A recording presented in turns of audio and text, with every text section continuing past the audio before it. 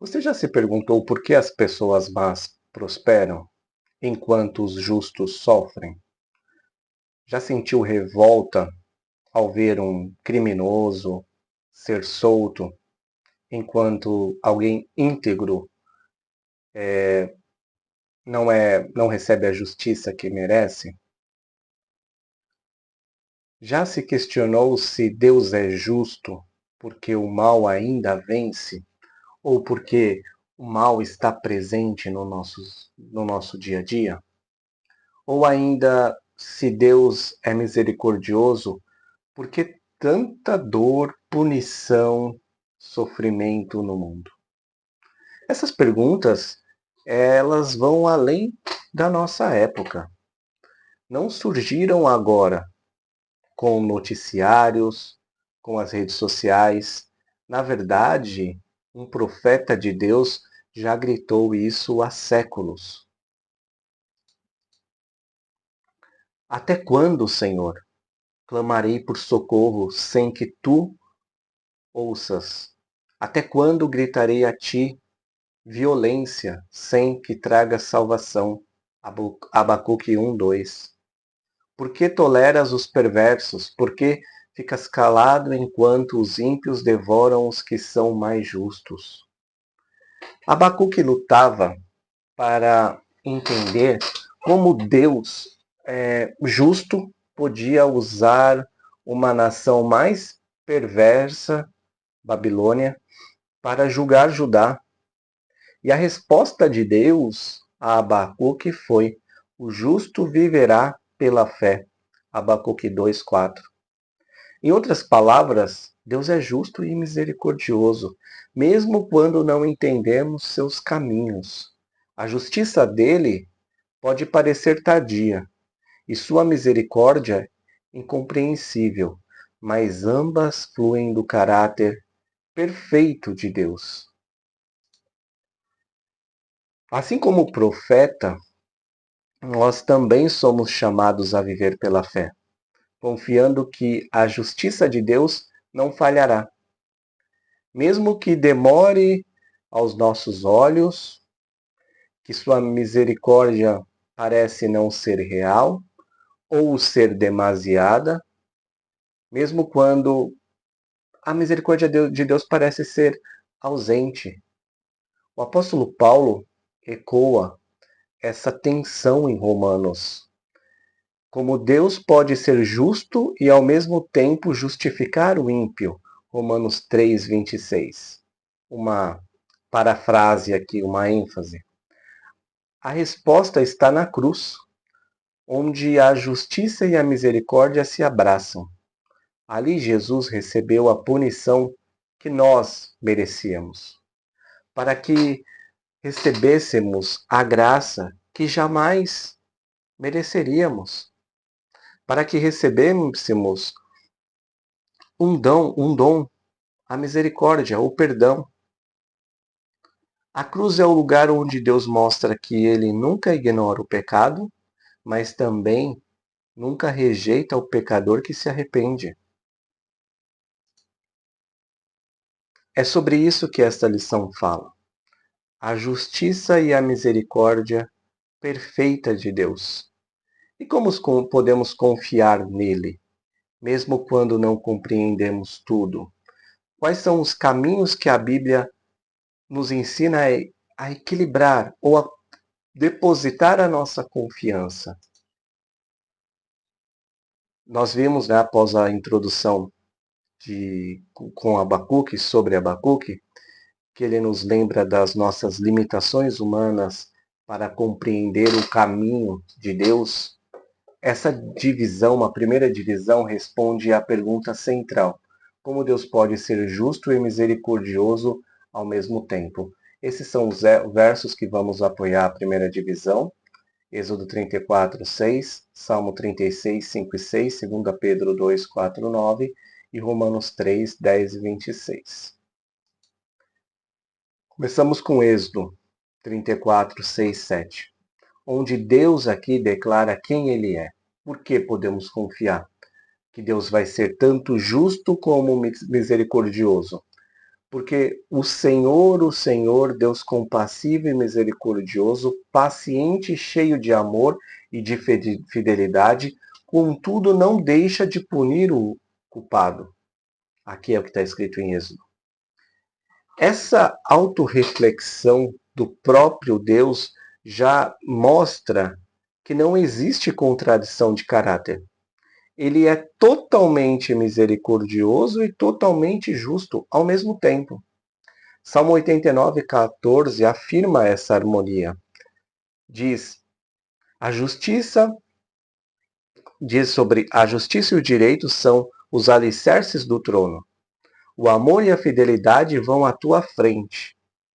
Deus governa o universo sobre dois pilares: o pilar da justiça e o pilar do amor. Mas onde isso se torna mais nítido é em Romanos 3, 23 a 26. O ponto mais alto, mais claro e importante dessa divisão. Pois todos pecaram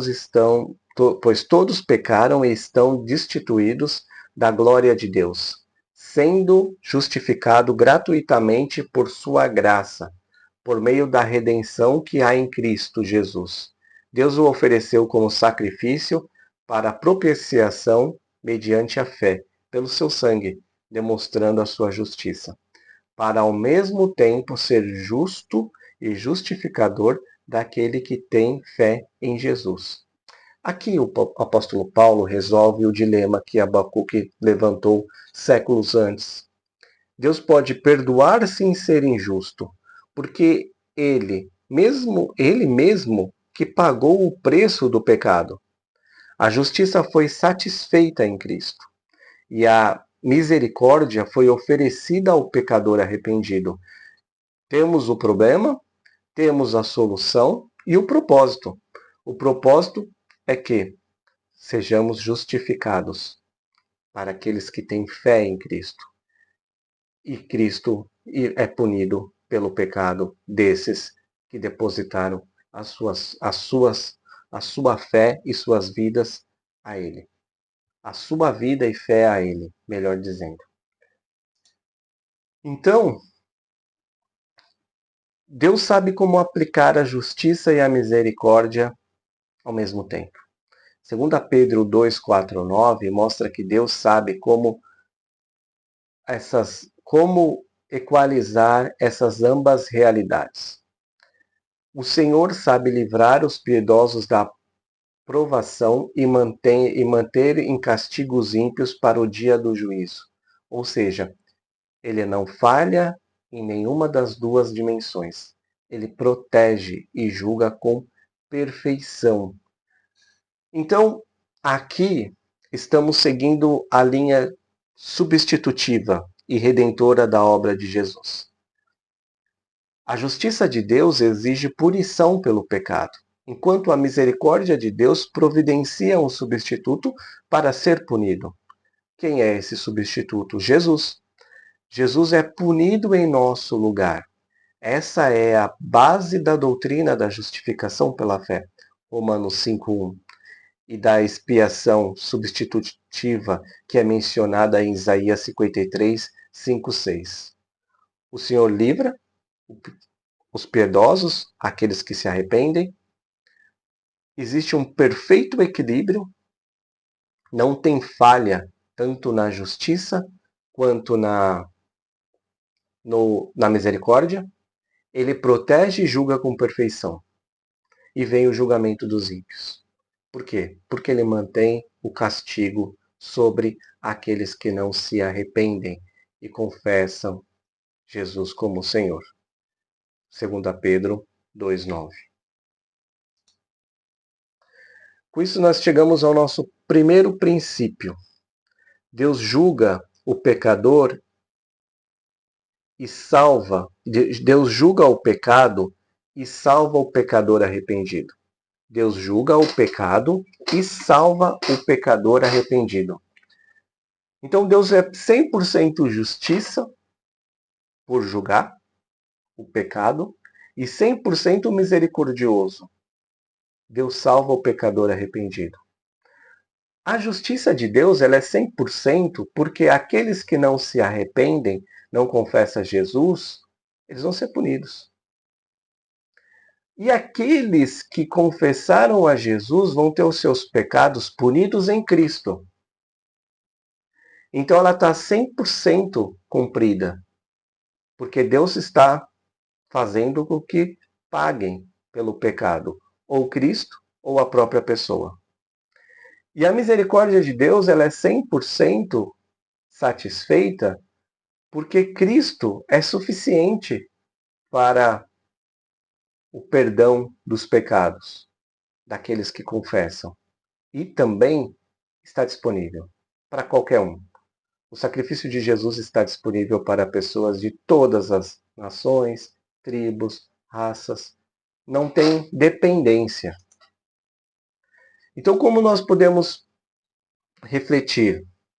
Mesmo conhecendo essas verdades, muitas vezes nós nos colocamos em situação de que o nosso coração resiste em confiar que Deus é bom quando ele diz não ou espera. Lutamos com a aparente demora da justiça. Sentimos que Deus esqueceu de nós. Que ele perdoa demais ou os outros, ajuda demais os outros e não a nós. Nós sentimos como Abacuque, né? Até quando, Senhor? Mas a cruz é um antídoto para essa confusão. A cruz ela é essencial para nós, para o nosso entendimento. Por quê? Nós vemos que nenhum pecado foi ignorado. Nenhum pecado. Nós vemos que nenhum pecador arrependido foi rejeitado. A resposta definitiva para todas as nossas dúvidas sobre justiça e misericórdia está no ato que Jesus fez na cruz. Quando a cruz nos for suficiente, o coração se aquieta, mesmo que o sofrimento ainda dure. Você crê, mesmo que Deus trata o seu pecado com seriedade, ou tem vivido como se ele tolerasse certas falhas? Qual tem sido a sua reação diante da injustiça? Você reclama de Deus ou corre para ele em oração como Abacuque fez? Você consegue confiar em Deus que pune o pecado ao mesmo tempo oferece perdão? Ou tenta merecer o favor de Deus com as suas próprias forças? Em que áreas da sua vida você ainda está tentando se justificar diante de Deus, ao invés de lançar a misericórdia de Cristo? Segunda divisão, se na primeira divisão contemplamos o caráter de Deus como justo e misericordioso, agora vamos olhar para a cruz de Cristo, onde esse caráter se manifesta de forma visível, histórica e redentora. A cruz de Cristo é a prova suprema da justiça e misericórdia de Deus, o título da divisão. E os nossos textos estão em Romanos 5, 6 a 11, Romanos 6, 23, Lucas 18, 9 a 14 e 1 Pedro 2, de 22 a 25. E Isaías 53 também, 4 e 6. Começamos então com Romanos 5, 6 e 8. De fato, no devido tempo, quando ainda éramos fracos, Cristo morreu pelos ímpios. Dificilmente haverá alguém que morra por um justo. Mas Deus demonstra seu amor por nós. Cristo morreu em nosso favor quando ainda éramos pecadores. Essa é a misericórdia de Deus, que a gente pode chamar de uma misericórdia escandalosa de Deus. Jesus morreu não por pessoas boas, mas por pecadores, inimigos, fracos. E ao fazer isso, ele não anulou a justiça, ele satisfez a justiça. Romanos 6, 23 diz: pois o salário do pecado é a morte, mas o dom gratuito de Deus é a vida eterna, em Cristo Jesus, o nosso Senhor. A justiça exige morte, mas a misericórdia oferece vida. Ambas se encontram na cruz. E essa obra não é simbólica, ela é substitutiva e penal.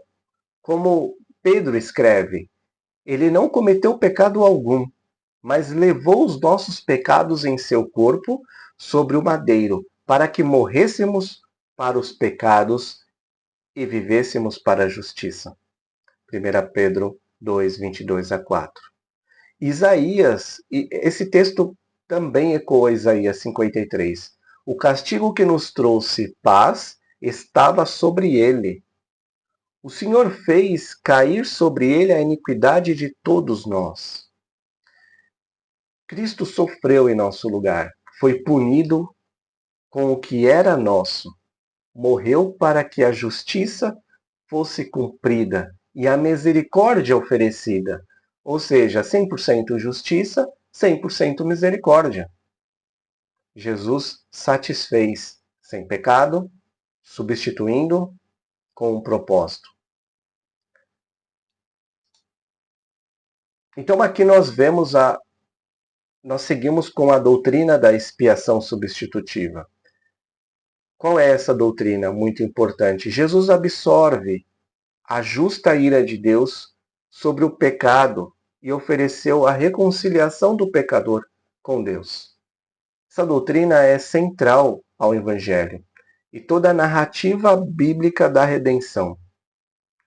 Ela responde à pergunta de Romanos 3, 26. Como Deus pode ser justo e justificar o ímpio? A resposta é única: a cruz. Deus é justo por derramar a sua ira e justiça sobre Jesus e justifica o ímpio, aquele que se arrepende, quando esse deposita a fé em Jesus. Então ele dá misericórdia e dá justiça na cruz. É uma reconciliação, não é? É uma forma que nós vemos que Deus usa para nos reconciliar com Ele através da cruz. Essa doutrina também derruba qualquer autojustificação. Quando olhamos para Lucas 18, 9 a 14, a parábola do fariseu e do publicano, o fariseu achava que merecia misericórdia. O publicano sabia que não. Apenas um saiu justificado. Essa parte da lição toca na raiz do nosso orgulho. Todos nós, mesmo crentes, somos tentados a nos auto-justificar.